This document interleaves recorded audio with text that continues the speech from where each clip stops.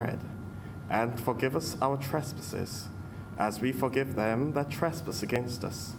And lead us not into temptation, but deliver us from evil. For thine is the kingdom, the power, and the glory, forever and ever. Amen. And may the grace of our Lord Jesus Christ, the love of God, and the fellowship of the Holy Spirit be with us all now and forevermore. Amen.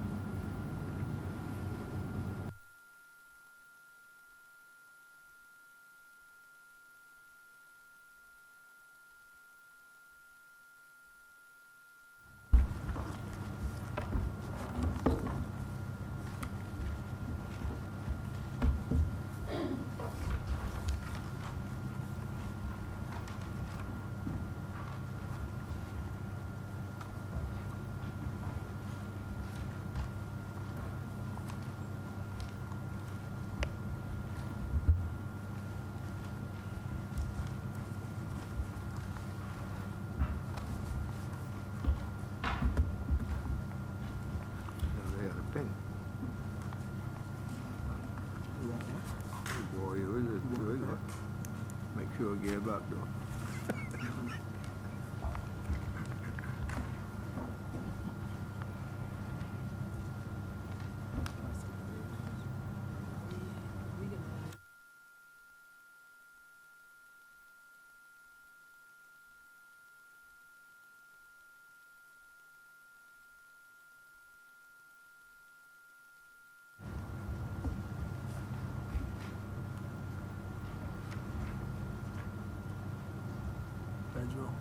Pedro.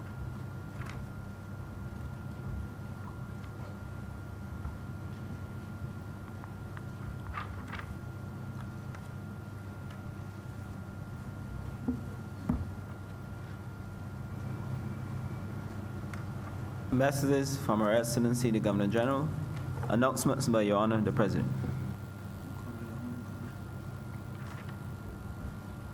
I'm to advise that I've heard from several senators who will not be able to join us today. Senator Moore is traveling and to attend a family funeral. Senator Nurse is away in Trinidad on parliamentary business. Senator Grant is traveling on Caribbean Travel Market, to the Caribbean Travel Market in Bahamas this year. And I've also heard from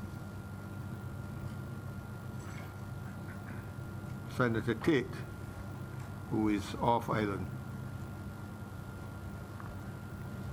I'm to announce too that we will have later to defer the minutes of the 23rd of December, but the minutes of Wednesday, 11th of December are available, and we can confirm them later.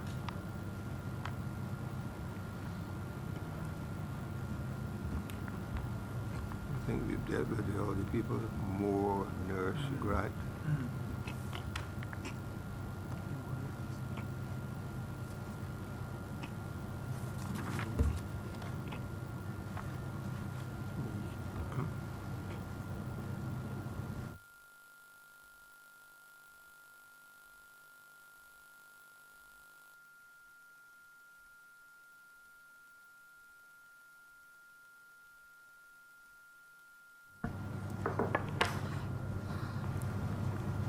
Mr. President, I move that the minutes of the 23rd be approved, confirmed.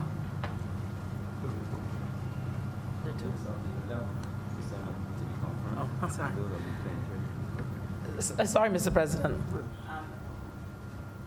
I move that the minutes of the 11th be confirmed and the minutes of the 23rd be deferred.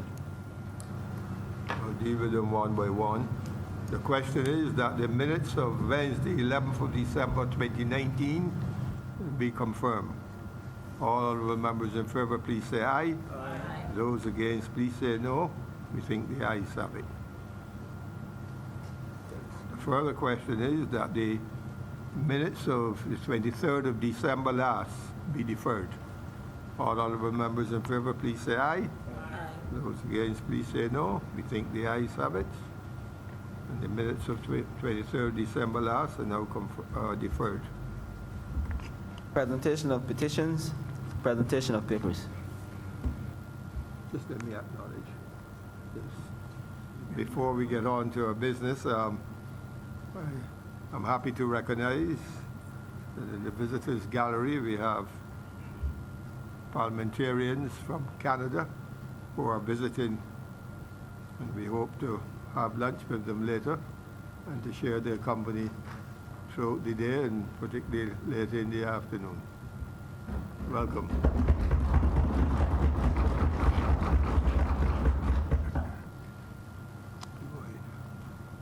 Papers. You gonna leave them? Got the papers in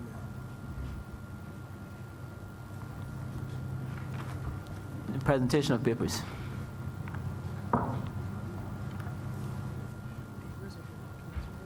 Same thing. We'll probably, Mr. President, I'm commanded to lay the following document: the Sanitation Service Authority Fee Amendment Regulations 2019.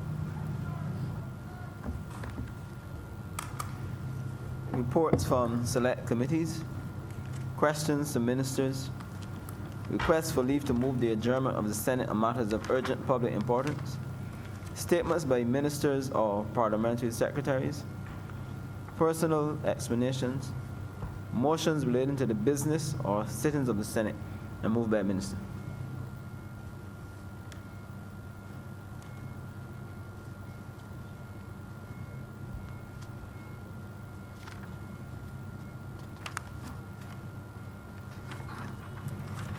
Mr. President, I'd like to move the suspension of 45-2. Standing order 45-2 for the remainder of the day. Today's sitting.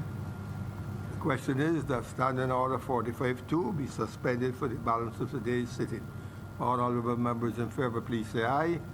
Those against, please say no. We think the ayes have it.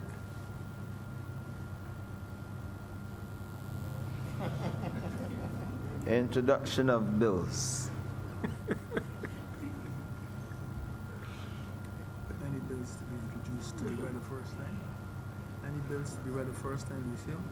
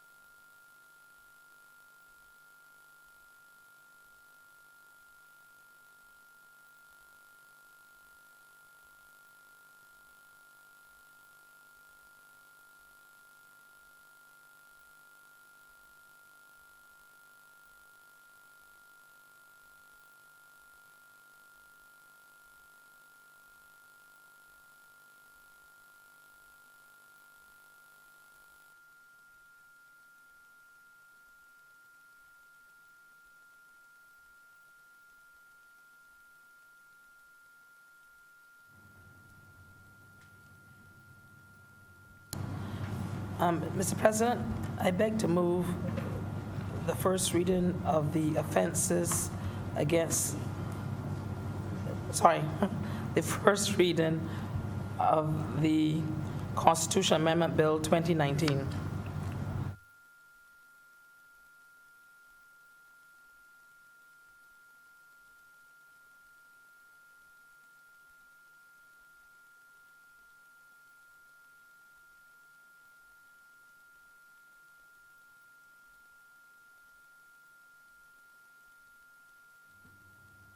Public business, sir. Order number 1, in the name of the Honorable Acting Leader of the Senate, to move the second reading of the Offenses Against a Person Amendment Bill 2019.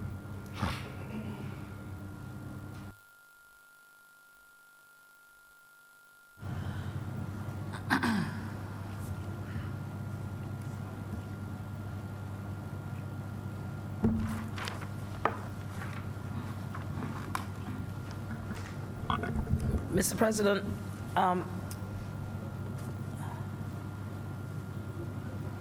this bill, which is the Offense Against the Persons Amendment Bill 2019. Yeah, sorry. Y'all can hear me? Yeah? So this bill, the Offense Against the Persons Amendment Bill 2019, is a piece of legislation that would have come about because of some adjustments that would have needed to have been made. As you know, Mr. President, there was previous legislation that came before this body where the mandatory death penalty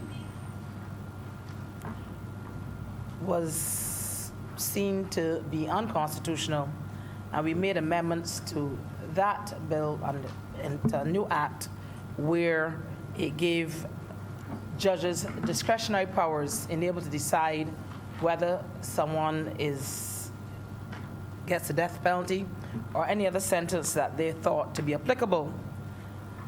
Now, although this had occurred, we would remember that there would have been people who would have been previously been sentenced under previous legislation where the death penalty was mandatory.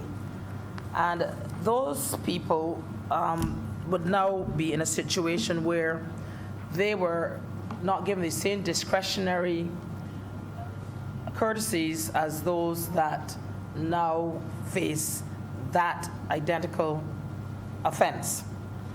Coming out of that, Mr. President, we know this has had a long history, and this all came about due to fundamental protection of fundamental rights and freedoms of individuals. And so the same way in which we would consider those fundamental rights and freedoms of individuals in the current instance of sentencing, one would have to then look at those who are currently facing the death penalty under mandatory sentencing and clearly ensure that those people are given the identical rights as anyone else. So this bill is really a simple bill, a simple matter that we're here to ask everyone to take a look at and to understand and agree that it needs to be done, where those people would now need to be able to be given the ability to now be able to have their sentences reviewed. I'm talking about the mandatory death penalties that they would have received, and now they would face judges again and have a different sentence, maybe the same sentence, I can't say, but certainly the ability to have an alternative sentence in all of these instances. So as you can see from the actual legislation itself, it's clearly articulated here what it's all about, and it shows that this would help in tidying up this type of anomaly, so to speak, that would exist if we were not to move to this particular position. Now, I know anytime you speak about death penalty and death penalty issues, sometimes people get a little nervous. Certainly, when you look at crime situations currently, crime situations in other countries, I mean, the world has changed, and Barbados is certainly affected by a changing world. We are not in isolation from the rest of the world, and so therefore we do have some of the same issues that any developing country would have when it comes to crimes that we would not normally have seen in the numbers that we see today. But this does not preclude someone's basic right, basic rights under your basic human rights. And so taking that into account, we would not want to not let emotion play a part in this and look at it purely as what an individual is entitled to and what the law should prescribe for those individuals. So there's no suggestion that anyone is being discriminated against simply because they may have come at a different time. Now, we all know that we have reached this position because it had already been declared that mandatory death sentencing is unconstitutional. And so all of those people who would have been sentenced to death and a mandatory sentence, I need say no more. So I'm hoping that all of my colleagues here will understand that this is not an emotive issue. It is merely a legal issue, and one where we need to be in compliance with protecting and ensuring that a person's fundamental rights and fundamental freedoms are not violated. And we do not abrogate the most basic right someone has, which is the right of fairness in law. And this is all that this bill is attempting to do. So, Mr. President, I am saying here that the offense against the Person Amendment Bill 2019, this legislation is certainly in keeping with what we have done in this chamber here recently, and it's just a continuing of that and a continuing of ensuring that all the laws governing a person's right to fairness, certainly within the judicial system, is adhered to. And so I'm asking, Mr. President, that everyone look at it in this light and that they support this offense against the Persons Amendment Bill 2019 as it stands here and as it exists, to ensure that all people within our current penal system are treated in the same manner as anyone else coming to face that identical offense within our system. And with those very few words, Mr. President, I beg to move that this bill be read a second time.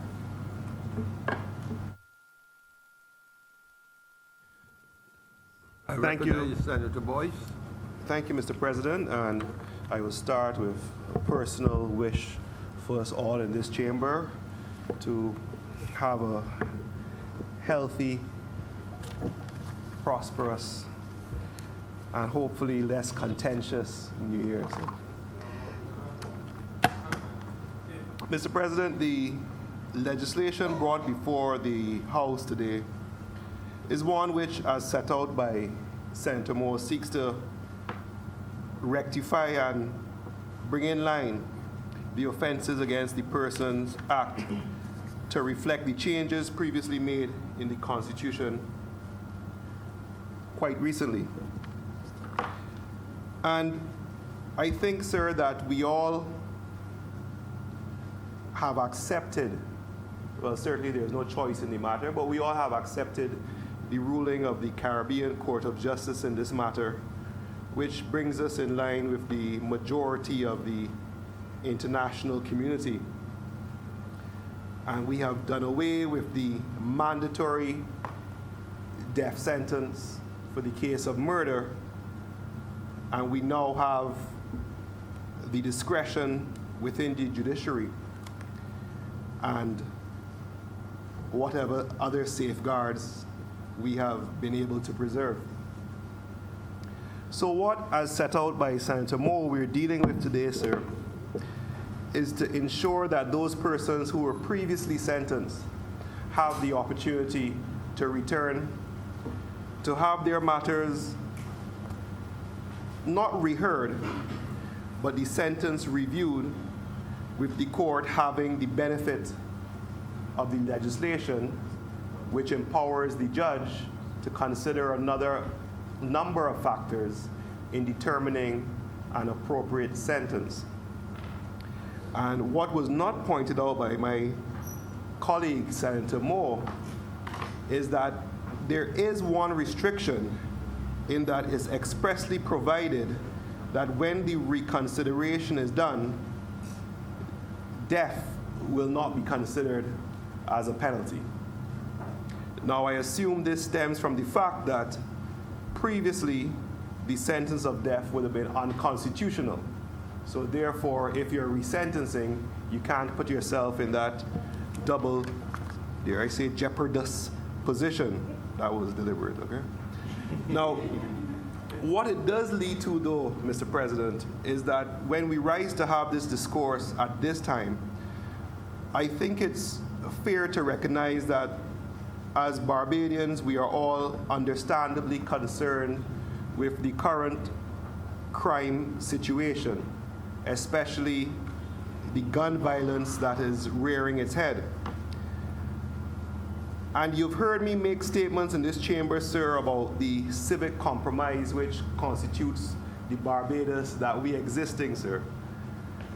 And this compromise meant that while on occasions there would be cause, and there are a number of socioeconomic factors which we are constantly reminded of, as Barbadians, the situation is becoming increasingly untenable.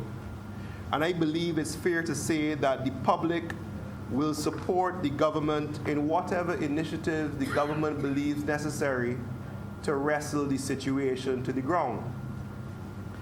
That being said, I do recognize the hypocrisy of the position, sir, that when we have situations like Sheraton and St. Albans, that they become the topic of national discourse, but the fact is we've had certain communities in this island which have had to deal with this for a number of years. And there was no noise. There was no noise. But as we all begin to feel it, and more recently, sir, one of our own members, one of our beloved members, was face to face with a situation which even his normal sunny disposition was impacted, sir.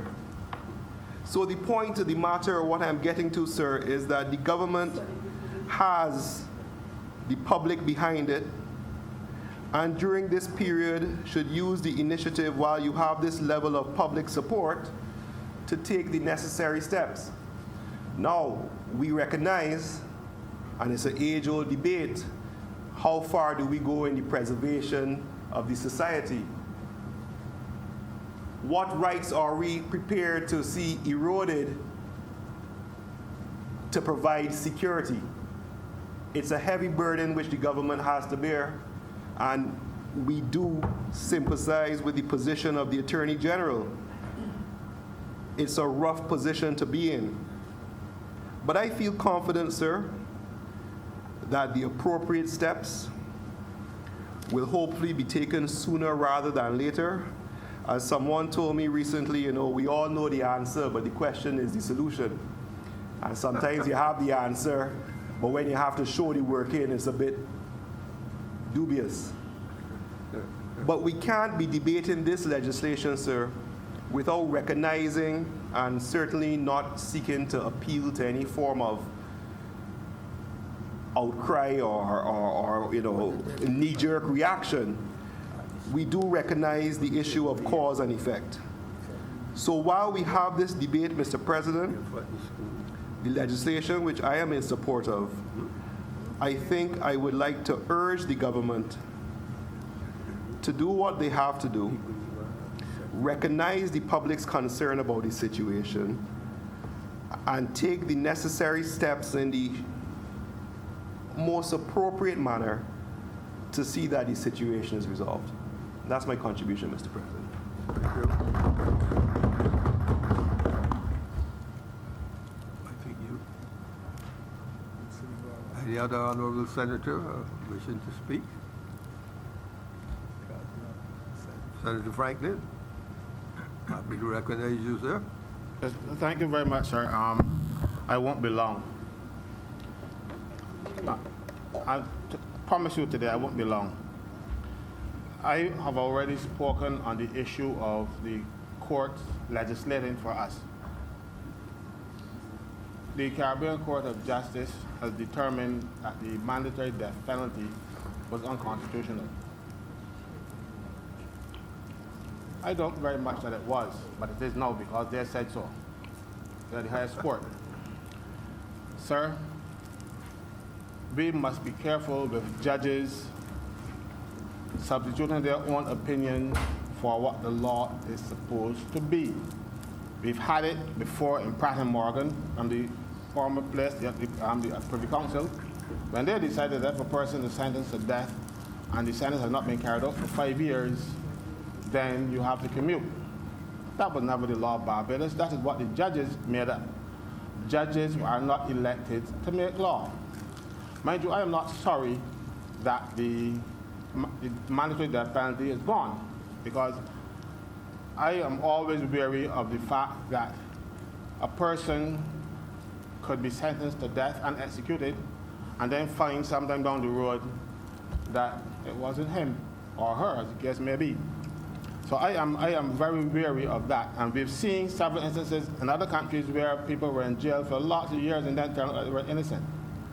And I would not want that to happen in Barbados. So my personal opinion is that I prefer to err on the side of caution and allow people to spend the rest of their natural lives in prison or something like that, in case if you make a mistake, because people do, and people tell lies on you.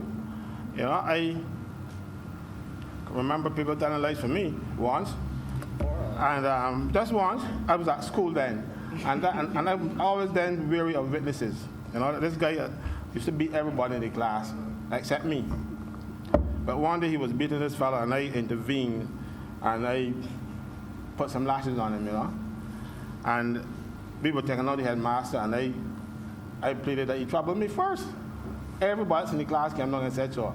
It wasn't true, but the witnesses said so. And from that, they was in third form. From then till now, I'm always wary of witnesses. I didn't ask them to say anything for me, you know, because it was done in the headmaster's office. But that fellow was a bully, and everybody wanted him beaten. And I always remember that. I said third form, 3C. So from then till now, so you can have people being sentenced to death because people conspire to lie on them. So I rather err on the side of caution. Even though, sir, as the senator mentioned, my own ordeal, that has not changed my position on the death penalty. At that point in time, you know, I was a bit angry, disturbed, whatever you have it, and more concerned that my wife might lose a damn good husband than anything else. But it has not made me angry enough to want to retain the death penalty. No, she agrees. Yeah, so, sir, but my caution is that that is something that this Parliament should have deliberated on, and if they don't want to, go referendum if they want from the people, but certainly not from the courts. Mind you, we got to a position that they like, but I didn't like the road how we got there. The courts are legislating, and we have to be careful of that. That is all I want to say today in this debate. Yes, the outcome is my preferred outcome, but the road to get there is not the preferred road that I would like to take. You know? The people in the other place were elected, we were selected to pass laws. The court passed this one. So and I have to sound a word of caution. I don't like it. Thank you so much, sir.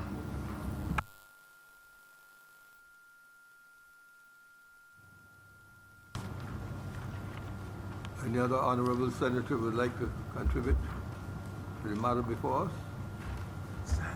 I'm afraid the speakers are at an end. Sprayer, You need to wrap up. sprayer. You want to? 5 minutes. Senator Sprayer?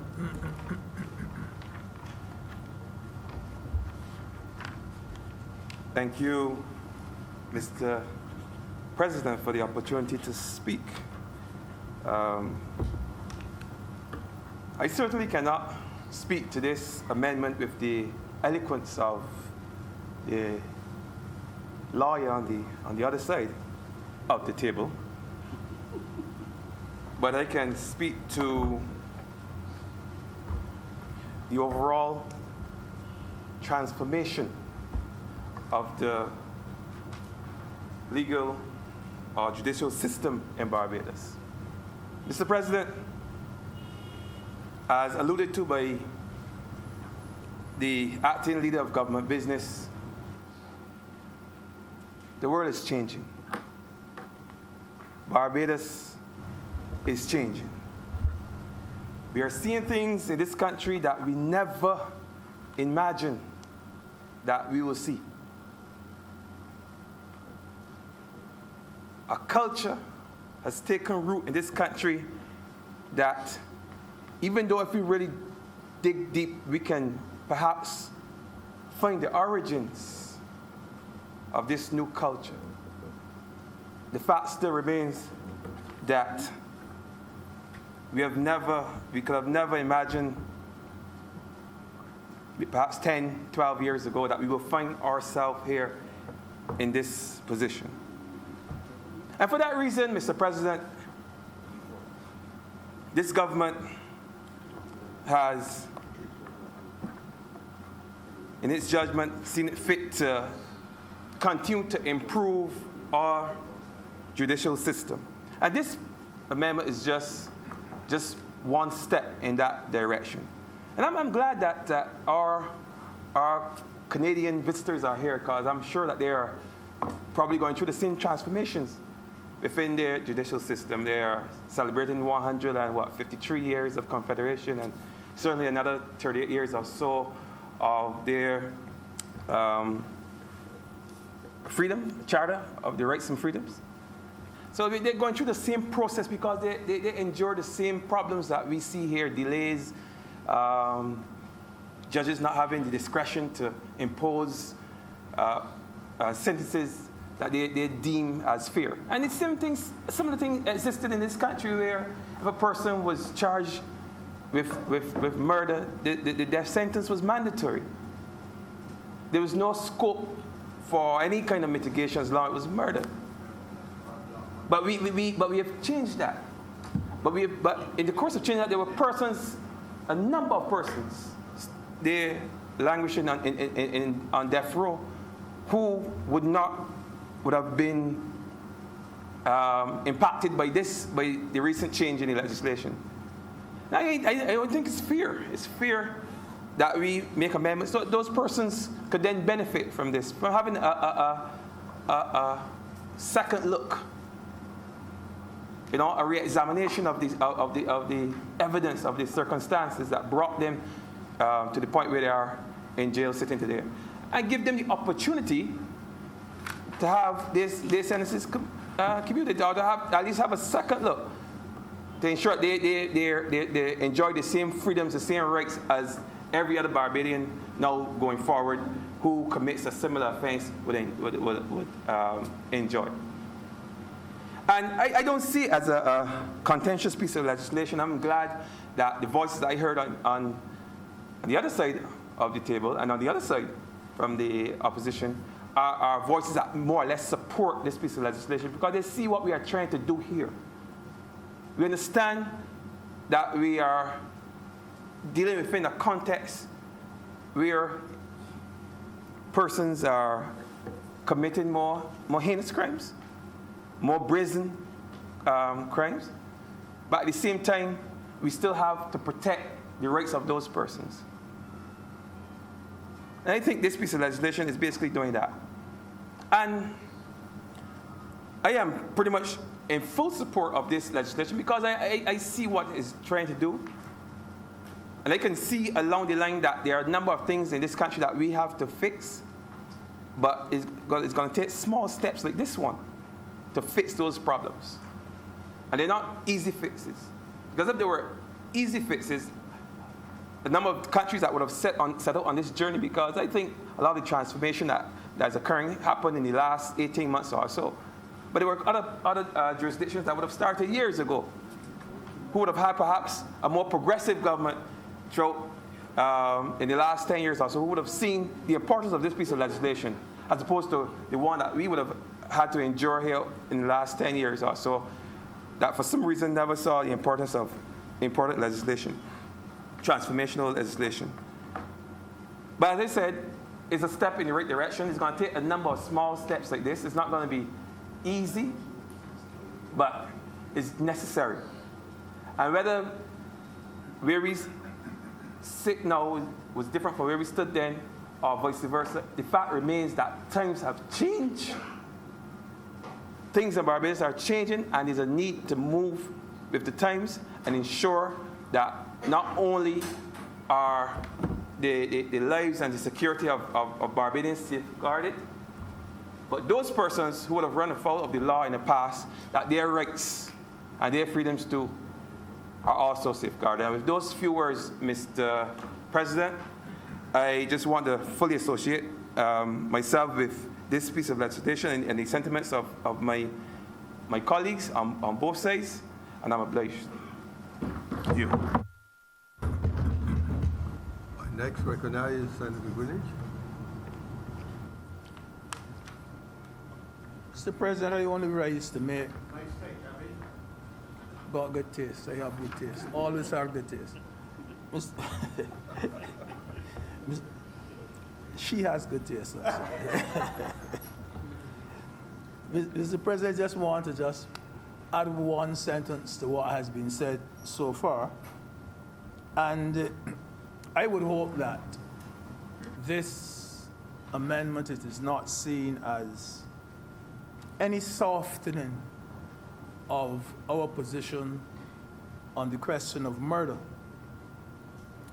Because I do not think that any Barbadian, right-thinking Barbadian, I should say, would ever think that this country will be so mad as to change its position of intolerance where murder is concerned. I believe, sir, that there's no doubt in our minds whatsoever. I used to even say so as a little boy, that I do believe that because of the mandatory, what do I mean? Just saying that you must die for murder, the mandatory sentence which had to be made, that there's no doubt that some innocent persons at some time, not only overseas, I've heard the stories overseas, 12 million people who went to their grave being innocent of a murder. Something was pinned on them. I do believe that innocently, it might have happened here in Barbados too. And the mandatory death penalty is something which has troubled me from time to time. And we have had it here even when the crime was not a heinous crime. Just 3 seconds of irrational behavior for your whole life. And that is what happened. You met your death. I remember, sir, a murder in the north where you had an old lady, she was murdered by a young gentleman. And this gentleman went and called his best friend and dragged this already murdered woman in a hole. It put her in a grave and covered her. The man who dragged her, the accessory to that, also met the death penalty. Just for that. And if we rationalize it, we would say he didn't commit a murder. But you can see, even when it is not that heinous crime that a person has committed, the person met the death. And I believe that this gives us a little break, at least a break, from sentences of that type. Sir, As most persons have said in the discussion so far, we are indeed living in a changing world. And as Senator Springer just said, we must change with the times.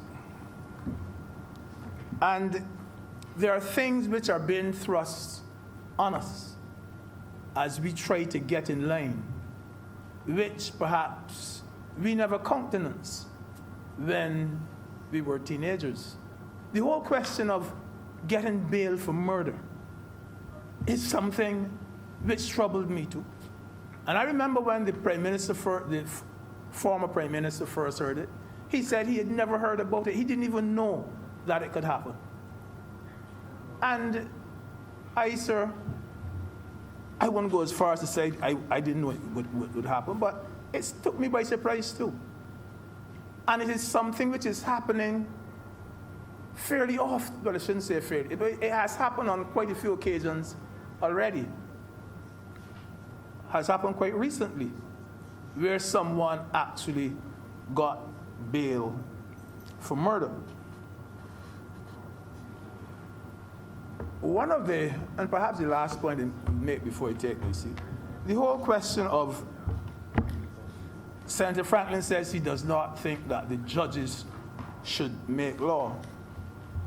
But, sir, that is why they are there. They make law on that. They make law on that bench. Denin, he has made at least 5 dissenting decisions. I mean, the other judges were saying, I am going left, left, left. And then among the judges, so there are 3 judges, and he said, not me and them. I ain't going with them. This is what I feel. And Denin said, right, right, right. You know what is the law now? Right, right, right. Because it was Denin's view. Lord Denin, I should say. I shouldn't say Denin, but Lord Denin's view. That what was being said here, and there are about, as I said, about 5-6 instances when he did it. Yes, yes, yes. Yes. I wouldn't try to go in any case law and so on, but the judges, they make the case law. They make the case law. And if the CCJ says it is unconstitutional, it is unconstitutional. I don't see why we should be coming back and saying those people who don't know what they're doing, those judges have said so and we are following them. If the courts do not do it, who do we expect to do it? Parliament does not make the case law.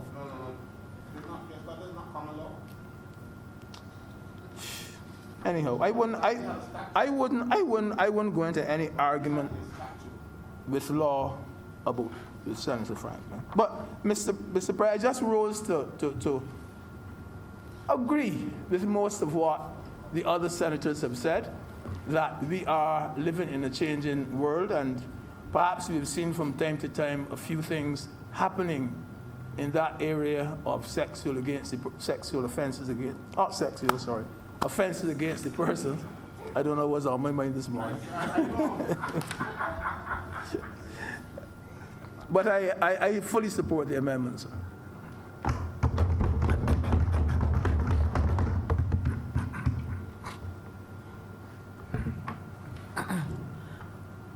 Mr. President, I rise again to thank all of the senators who have contributed this morning to debate on this bill. Just to say, Mr. President, that as I said in my opening comments, the death penalty is always an emotive issue. And as this debate today is, although a death penalty issue in terms of an amendment to a piece of legislation, it is not really a debate as to whether the death penalty, one is for it or against it. Though, of course, one has a right to, Mr. President, give one's opinion on any issue. But this is certainly just an issue where, as I articulated earlier, to safeguard the rights of individuals, because any individual charged or convicted of an offense is given certain rights under our laws and certain rights under our Constitution. Now, the CCJ is the final court of appeal for Barbados. We all know how our court system works: Magistrates Court, the High Court, Court of Appeal, and of course, the Caribbean Court of Justice. It has been determined that the legislation of mandatory death sentencing was unconstitutional. And so we, as a country of laws, and as a country who follows laws, and we have that reputation worldwide as being a sound jurisdiction when it comes to legal matters and adjudication of such. And so certainly in this instance, we would continue to do what we know is right for the citizens of this country, or any individual that is in this country facing any type of legal situation that might result in any type of sentencing because of a conviction.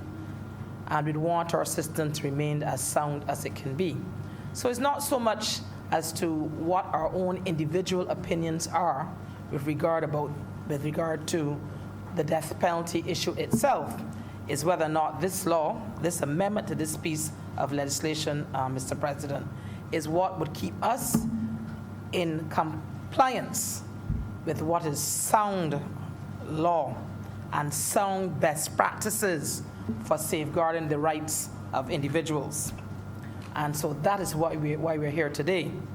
Now, my colleague Senator Boyce, did say that there was one proviso within this, and that was that there would be no sentence of death. And he's correct. It is here. I won't bother to read it, because I know all senators present have a copy of it, and that is correct. And I think Senator Boyce, as an attorney, would understand why we would not be able to do such. But, you know, I've been around long enough to see, as I said when I first got up to speak, Mr. President, the changes in our society. Barbados is a changing society like everywhere else. There were years ago, Barbadians could be in their homes, windows open, no one had burglar bars, alarm systems was something as foreign to us as baseball. But that is no longer the case. You know, I always say when I speak that technology has brought the world to us and us to the world in some instances. And we get the good and the bad of any society where there's a level of development that allows one to then be able to interact with many other countries, people from all over the world, and we get a chance to go all over the world ourselves. So it changes your society, some good, some bad. Now, yes, I do agree like anyone else. Some of the crimes that we see today may not be crimes that we've seen 20 years ago, but that is true in other countries as well, not just here. And we recognize that, but it does not yet still abrogate one's right to be treated fairly within a judicial system. And that is what this piece of legislation intends to do. So I just want to make that point and make it clearly that this is not an issue as to someone changing the right to have the death penalty used as a sentence within our court system. It doesn't seek to do that at all. It just seeks to bring these individuals who would have faced a mandatory sentencing some years ago in line with what would obtain to any individual in their situation today.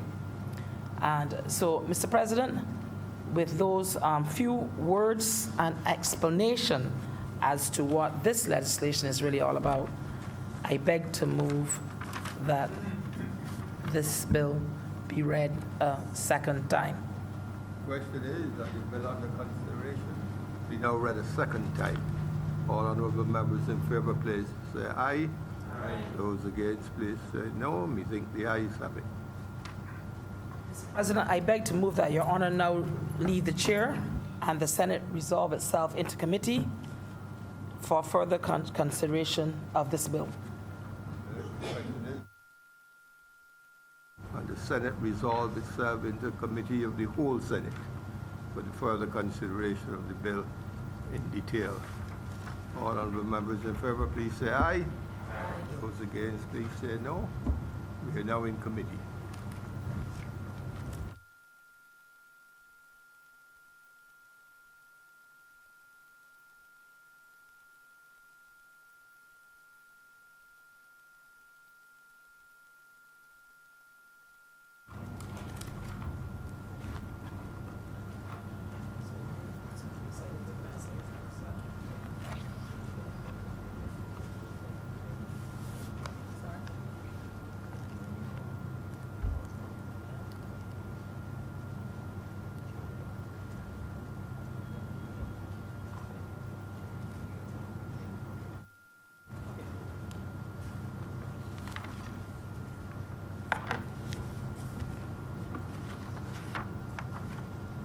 The Senate is now in committee.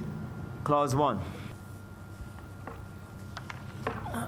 Mr. Chairman, I would like to beg to move an amendment to Clause 1, that the act be cited as the offense against the Person Amendment Act 2020 instead of 2019.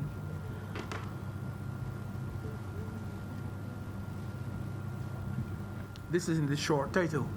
Yes, Mr. President. Mr. Chairman.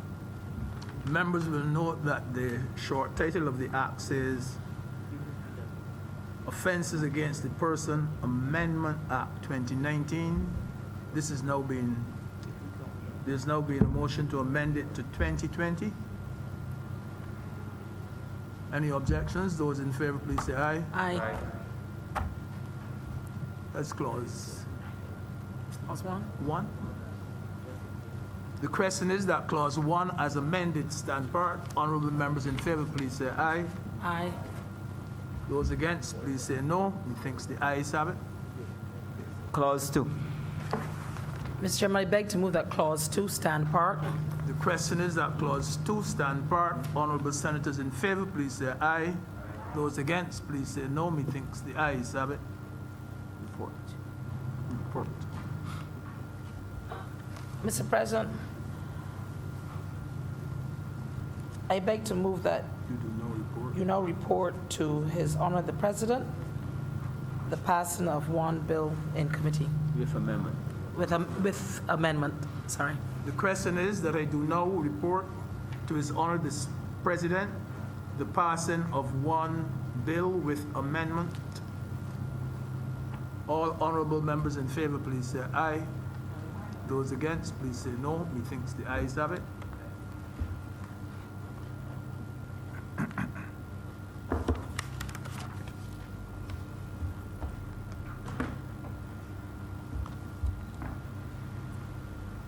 The chairman has reported to me the passage of the amended bill under consideration in committee.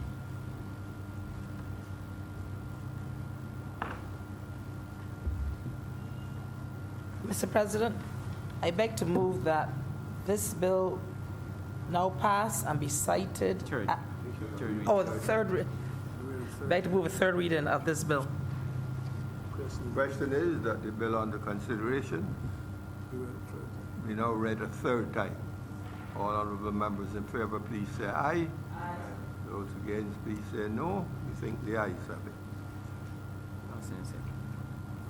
I beg to move that this bill do now pass and be cited as the Offenses Against the Persons Amendment Act 2020. Question is that the bill do now pass and be cited as the Amendment Against the Persons Act 2020.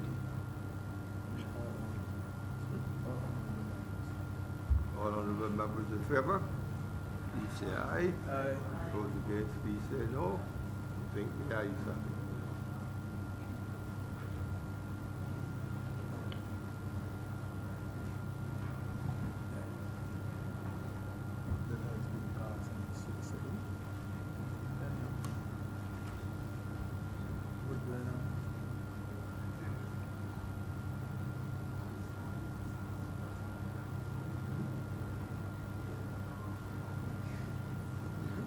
Atmosphere prevailing in the air, no people in the office.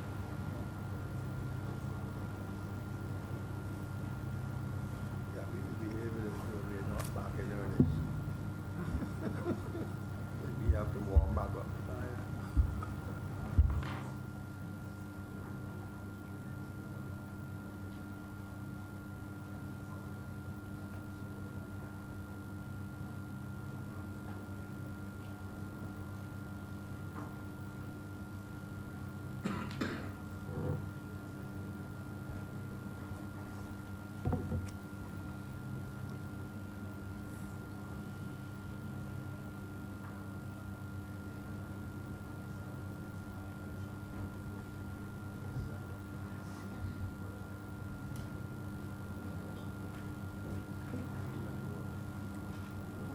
Do lunch.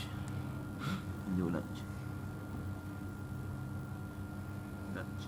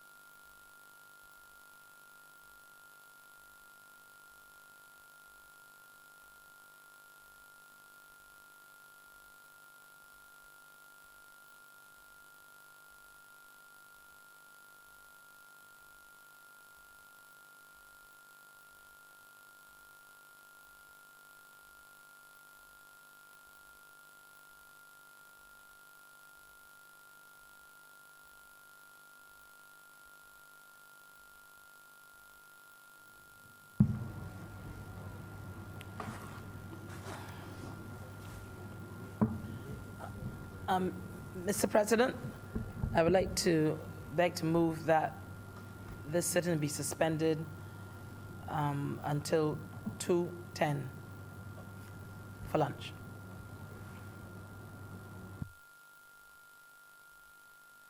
Sitting be now suspended until 10 minutes past 2, and that in the meanwhile we go to the lunchroom and enjoy our lunch. All honorable members in favor, please say aye. Aye. Those against, please say no. We think the ayes have it, and we are now at lunch.